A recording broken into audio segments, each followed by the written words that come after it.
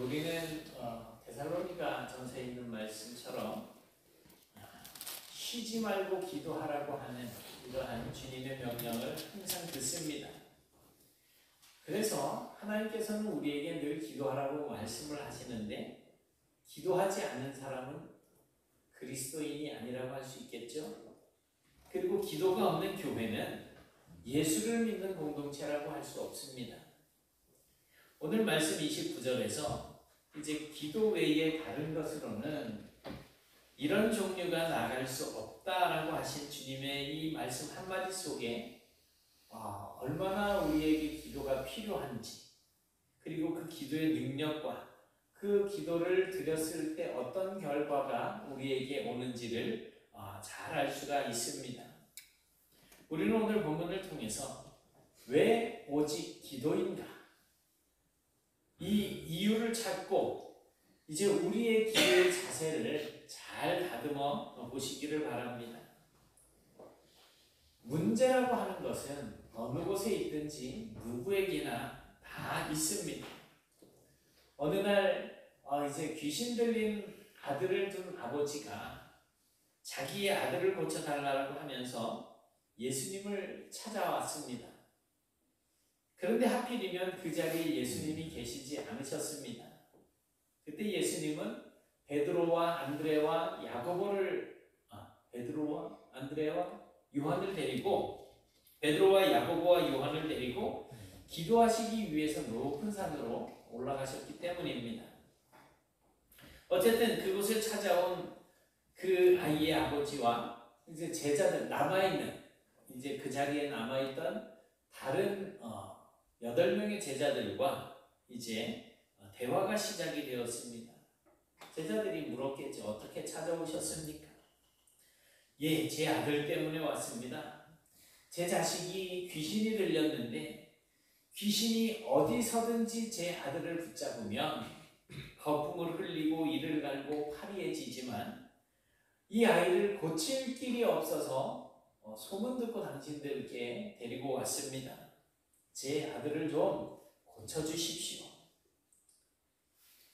그러나 산 아래에 남아있었던 제자들은 그 발작하는 아이를 고치지를 못합니다.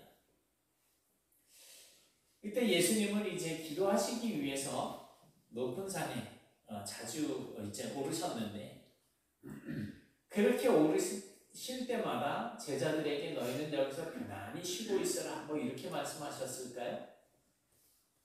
너희도 여기서 남아서 기도해라 뭐 이렇게 말씀하셨을 거예요.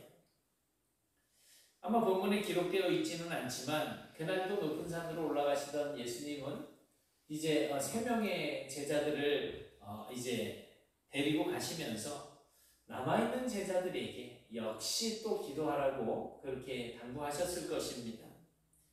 그러나 산 아래 남아있던 제자들은 귀신 들린 아이의 아버지가 찾아와서 자기의 아이를 고쳐달라고 하소연을 했을 때 그 제자들이 기도했다라고 하는 기록이 남아있지 않습니다.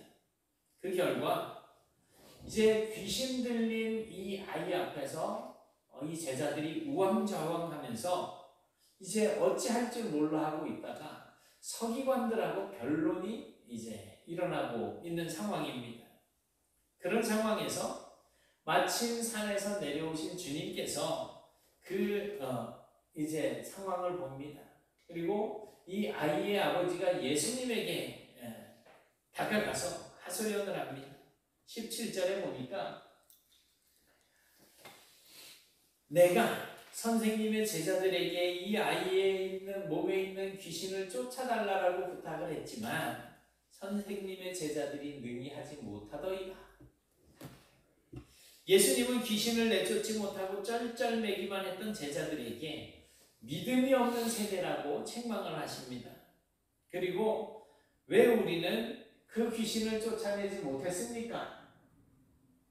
라고 물었을 때에 주님께서는 제자들에게 2가지로 대답을 하십니다. 첫째는 마태복음 17장 20절에 보면 그 이유를 뭐라고 이야기하고 있습니까? 너희의 믿음이 작은 까닭이다.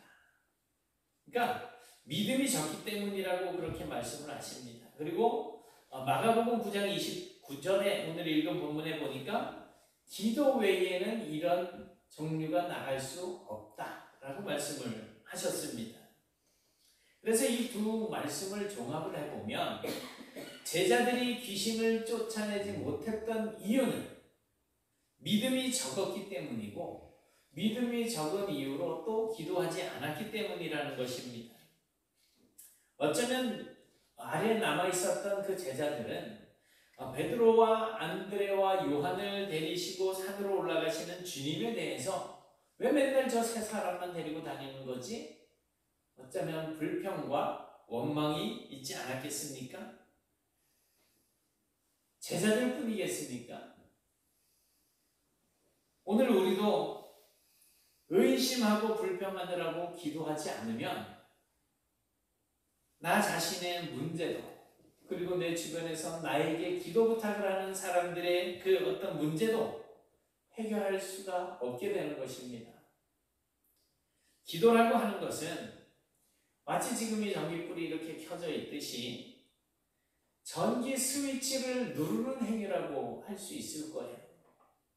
아무리 발전소에서 많은 전기를 생산을 하고 또 집안의 전기줄과 전구를 아무리 많이 설치를 해놔도 벽에 그 스위치를 누르지 않는다면 집안을 이렇게 밝힐 수가 없는 것입니다. 기도라고 하는 것은 오늘 아침에도 다들 세수하셨잖아요. 마치 수돗물이 필요해서 수도꼭지를 돌리는 행위와도 같다고 할 것입니다. 아무리 수원지에 물이 많이 저장이 되어 있고 또 그 물을 집안까지 끌어올 수 있는 그런 모든 기계적인 설치를 완벽하게 다 해놨다고 하더라도 그 수도꼭지를 열지 않으면 물을 쓸 수가 없는 법입니다. 문제는 누구에게나 어디에게나 있습니다. 그런데 그 문제를 풀지 못한 채로 죽을 고생을 하는 사람들이 있는가 하면 문제를 풀면서 행복을 만들어가는 그런 사람이 있습니다. 어떤 차이가 있는 걸까요? 바로 믿음입니다. 그리고 기도입니다. 여러분은 어느 편에 서 계십니까? 오늘 18절을 보면 귀신이 하는 일이 설명이 되어지고 있습니다.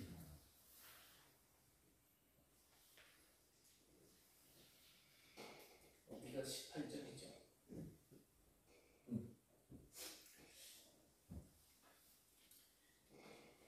이 귀신은 시간과 공간을 가리지 않습니다.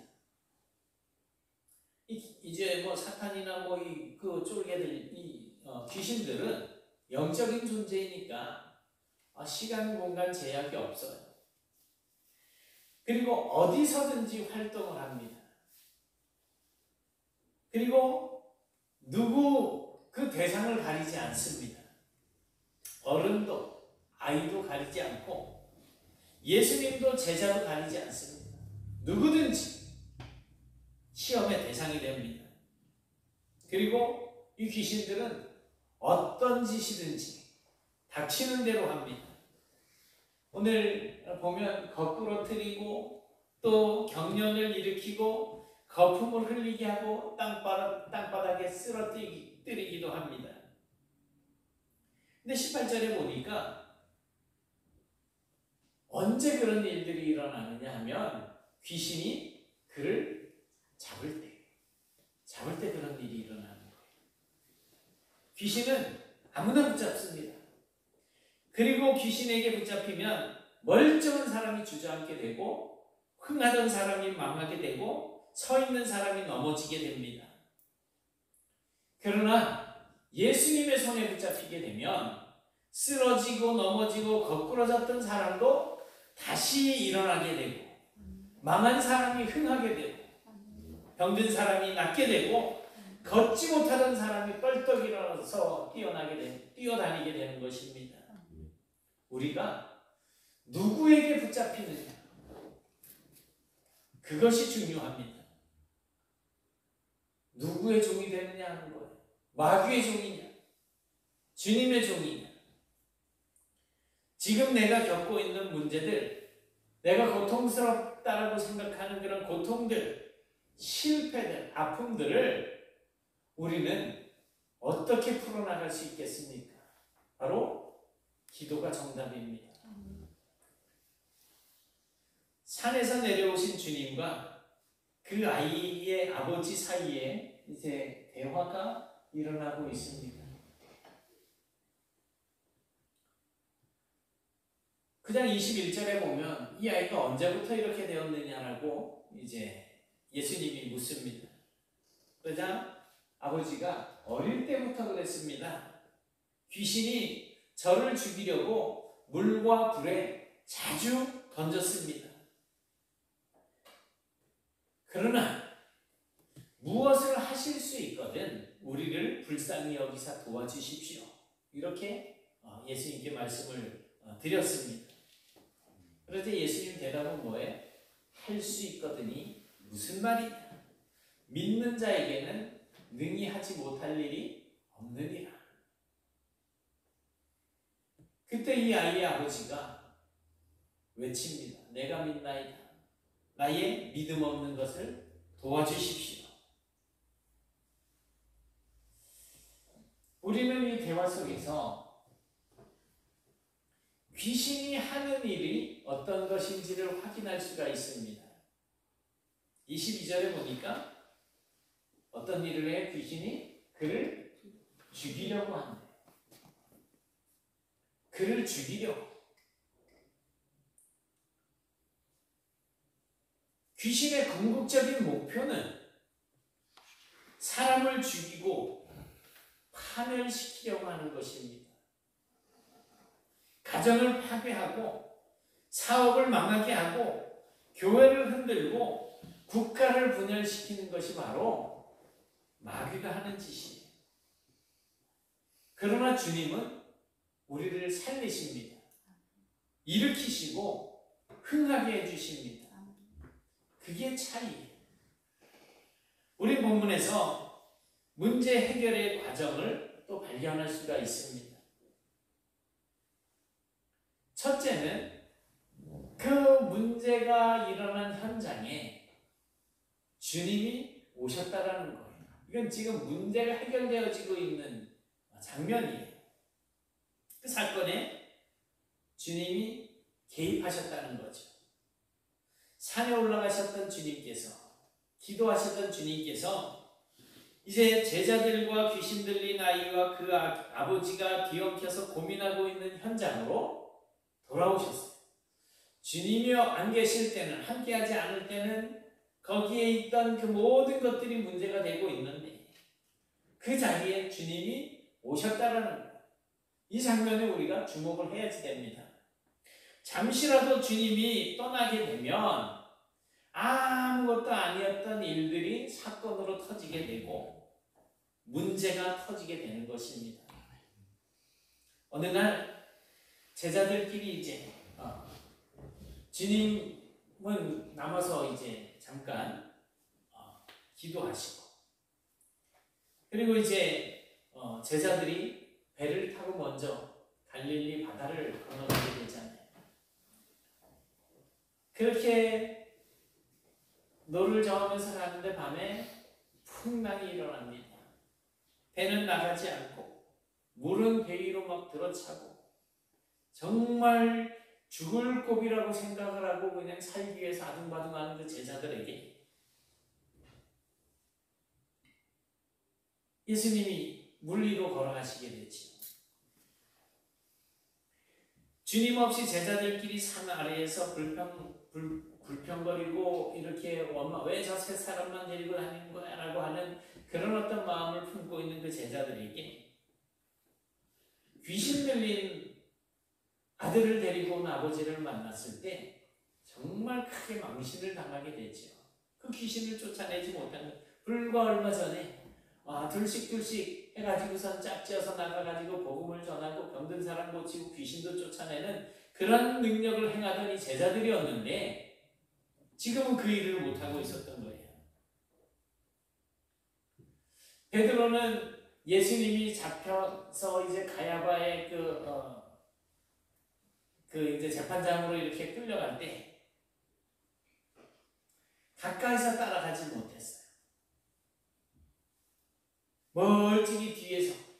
그러다 어떤 여종이 너도 저 사람하고 똑같은 한 패거리 아니냐라고 할 때 3번이나 나는 저 사람을 모른다라고 그렇게 부인을 하는 그런 죄를 범하게 되잖아요. 제자들이 겟세마네 동산에서 예수님과 같이 있고 예수님은 돌 하나 던질 만한 거리에 가서 기도를 하실 때 너희도 여기 남아서 기도해라, 깨어서 기도하라 그렇게 말씀을 하셨지만 예수님 없이 그저 졸고 있다가 망신을 당하고 시험을 받습니다. 여러분, 주님이 나와 함께, 주님이 내 가정에, 내가 겪고 있는 사건 속에 항상 함께 계셔야지 됩니다. 주님이 떠나면 생명도 인생도 다 헛되고 맙니다. 446장 찬송을 보면 주 떠나가시면 내 인생 헛되네 즐겁고 슬플 때 늘 계시옵소서 기쁘고 기쁘도다 항상 기쁘도다 나 주께 왔사오니 복 주옵소서. 주님이 떠나면 우리의 인생이 헛되다는 거예요. 그러니 우리가 즐거울 때나 슬플 때나 늘 나와 함께 계셔달라는 고백입니다. 주님이 나와 함께 계시면 나는 항상 기쁘고 또 기쁘다는 거예요. 그리고 내가 주님께 왔으니 이제 나를 복되게 해주십시오. 이 고백인 거예요. 우리가 이 땅에서 살면서 우리가 생각하는 복, 오전에 생각했던 그 복, 우리가 생각하는 것과 하나님이 생각하시는 복은 다릅니다. 세상적인 복을 우리가 추구하려고 헛된 인생, 주님을 떠나서 헛된 인생 사지 마시고 정말 주 안에서 만복을 누리며 살아가야 할 것입니다. 또 찬송가 442장 저장미꽃 위에 있으리라고 하는 찬송을 보면 주님 나와 동행을 하면서 나를 친구 삼으셨네 우리 서로 받은 그 기쁨은 알 사람이 없도다. 주님이 나와 동행하시고 나를 친구 삼아주시고 그래서 우리가 받는 그 기쁨은 정말 그 현장에 있어보지 않은 사람이라면 모른다는 거예요.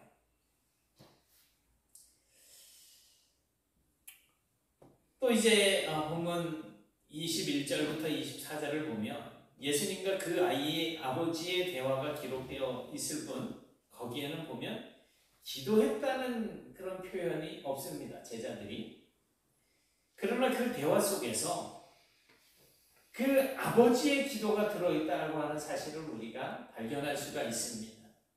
그러니까 지금 예수님과 이 아이의 아버지가 만나서 대화하는 그 대화 내용 자체가 어떻게 보면 기도라고 할 수 있습니다. 대화라고 하는 것은 내가 하고픈 말을 하고 상대방이 하는 말을 듣는 것이잖아요.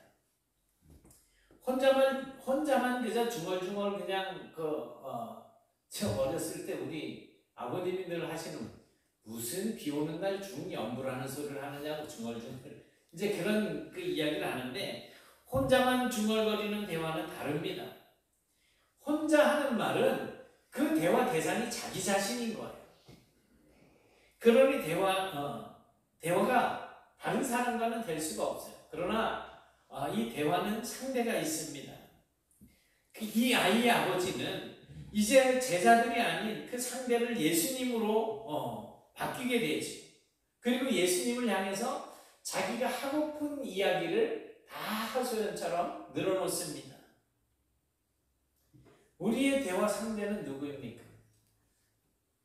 누가 내 말에 진지하게 실증내지 않고 귀를 기울여서 들어줄 수 있습니까? 그분은 오늘 이 아이의 아버지의 그 하는 그 푸념, 그런 하소연을 들어주었던, 그와 대화를 나눠주셨던 분, 우리의 주님이신 예수 그리스도이십니다. 내 말을 들으시고 귀를 기울여 주시고 깊이 경청해 주시는 분은 바로 예수님이십니다. 아이의 아버지가 예수님께 요청을 하잖아요.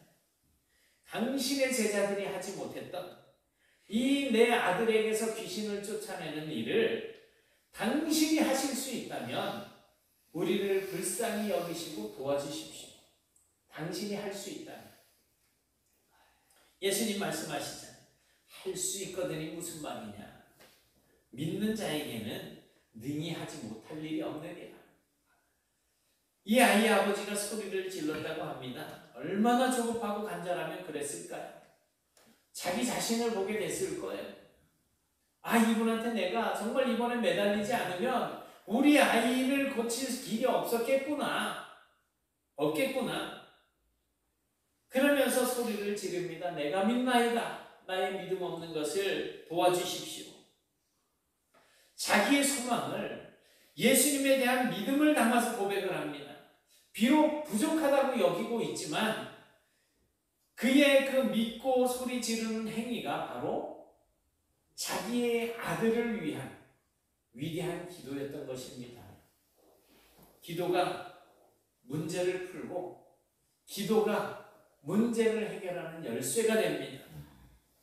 사람의 마음속에 스트레스, 욕심, 불평, 불안, 증오, 분노 이런 것들이 자리를 잡으면 몸속에서 생체 반응이 일어납니다. 제일 먼저 나타나는 증상이 피가 응고되는 증상이라고 이야기를 합니다.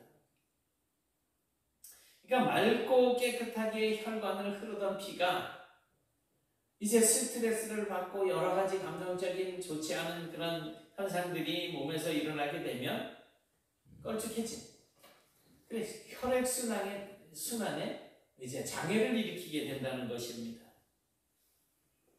그 결과 확 올라오는 순간 이제 혈관이 막히고 또 혈압이 오르고 그러다가 그냥 쓰러지기도 하는 거죠.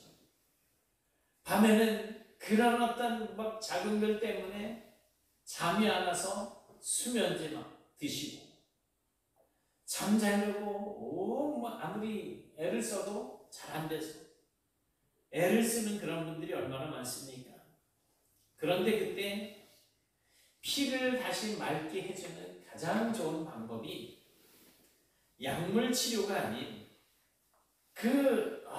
막 뭉쳤던 좋지 않았던 그런 기분들을 풀어주는, 기분을 좋게 하는 것이라고 합니다. 문제는 어떻게 갑자기 기분이 좋아질 수 있을까 하는 거예요. 여러분들 막 속에서 그냥 천불이 날 때, 화가 날 때 제일 쉽게 하는 행동이 뭐예요? 네? 제일 쉽게 하는 행동. 자식이 말을 안 들어. 막 천불이 나. 네? 그 소리를 지르고 나면 어떻게 돼요?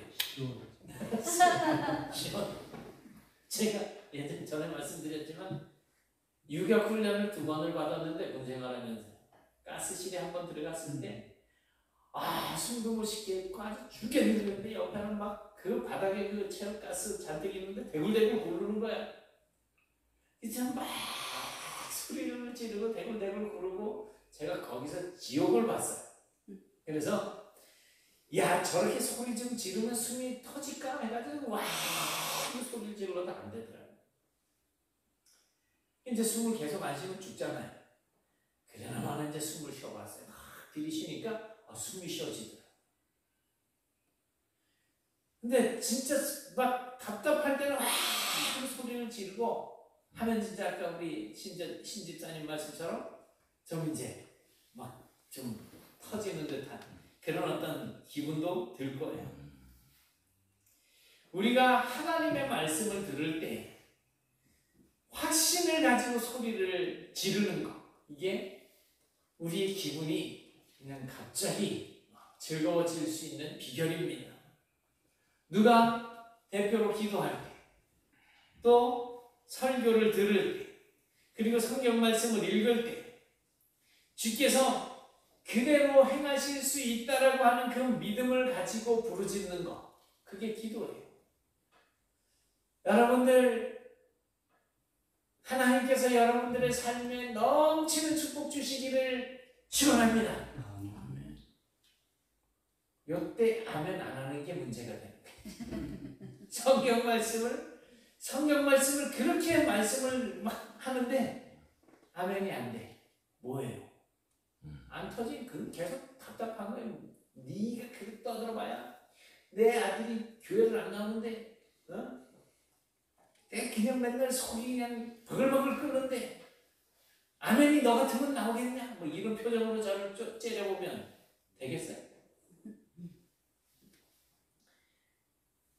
믿고 지르는 거예요. 믿고. 이 아이의 아버지가 아직 자기 아이는 귀신이 잡고 있는 상황이에요. 그 제자들 앞에서 막 화리해져가는 그런 모습으로 그냥 귀신한테 잡혀있는 그런 상황인데, 예수님 앞에 내가 믿습니다, 나의 믿음 없는 것을 도와주십시오라고 그냥 일단 믿고 지르는 거예요. 그때 문제가 해결이 되더라는 거죠. 주님은 우리의 기도를 들으실 때 반드시 반응하십니다. 왜냐하면 그것이 주님께서 우리에게 주신 약속이기 때문에 그렇습니다. 그러니 우리가 기도를 해야 되지 않겠습니까? 자, 그리고 23절을 보면 이제 할 수 있거든이 무슨 말이냐? 믿는 자에게는 능히 하지 못할 일이 없느니라 라고 하셨고, 25절을 보면 그 더러운 귀신을 꾸짖어 이르시되 말 못하고 못 듣는 귀신아, 내가 네게 명하노니 그 아이에게서 나오고 다시 들어가지 말라, 이렇게 명령을 하십니다. 문제는 누가 해결하시는 거예요? 주님이 하시는 거예요. 예수님이 하시는 거예요. 26절에 보니까 주님의 명령이 떨어지자마자 귀신이 소리 지르며 아이로 심히 경련을 일으키고 나가니라 그랬어요. 아이의 아버지 입장에서 볼 때 예수가 귀신한테 명령을 했더니 애가 막 그냥 갑자기 막 경련을 일으키면서 쓰러지면 하지마! 할 수도 있지 않겠어요? 내 아이가 죽을 것 같은데. 근데 25절에 보니까 귀신의 특징이 나와 있습니다. 귀신의 특징은 뭐예요? 25절 한번 본문 보세요. 더럽고 말 못하고 못 듣는 귀신이라고 이렇게 말씀하고 있어요. 더럽고 말 못하고 못 듣게 하는 귀신입니다. 오늘도 귀신은 정말 정상적인 어떤 시각을 가진 사람들이 보기에는 더럽고 추한 짓만 골라 합니다. 예수를 말하지 못하게 하고 예수님의 말씀을 듣지 못하게 합니다. 귀를 막아버려, 눈을 막아버려. 말 못하고 못 듣는 귀신아, 그 아이에게서 나오라고 명령할 때 귀신이 소리를 지르면서 심히 경련을 일으키게 하고 나갔다고 막 그렇게 기록하고 있습니다. 오늘 본문의 결론은 기도 외에는 이러한 종류가 나갈 수 없다라는 것입니다. 여러분, 마귀는요, 우리가 기도하기로 작정하는 그 순간부터 우리 앞에 여러 종류의 방해물들을 쫙 걸어놓기 시작할 것입니다. 그래서 우리가 기도하기로 결정을 했는데 이 핑계 저 핑계가 되면서 기도가 자꾸 멀어지는 게 되는 거예요. 피곤해, 바빠요, 힘들어요, 할 일이 많아요. 그러다 보니까 일터에 일이 많아서 정말 일거리가 늘어나서 바빠요. 내가 하나님 앞에 기도를 해야 되는데 바빠서 기도를 못하겠다는 거죠. 또 갈 곳이 많아져요. 할 일이 많아질 거예요. 가족들이 나의 시간을 빼앗아 갈 거예요. 화내고 신경질 낼 일들이 많아질 것이고 걱정거리들이 많아질 것입니다. 그게요, 정말 우리 자식들이 나한테 효도하는 게 아니고 내가 하나님과의 관계를 제대로 유지하지 못하도록 방해하는 사단의 장난이라는 걸 아셔야지 됩니다. 그리고 그때 기도를 포기하면 나는 패배자가 되는 겁니다. 오직 기도 말고는 길도 없고 방법도 없습니다. 지금 우리 교회가 너무나 이제 막 침체가 되고 흔들리고 있어요. 저도 막 기도하면서도 막 그냥 이거 내가 목회를 얼마나 잘못했으면 이런 생각들이 막 그냥 수시로 왔다 갔다 해요.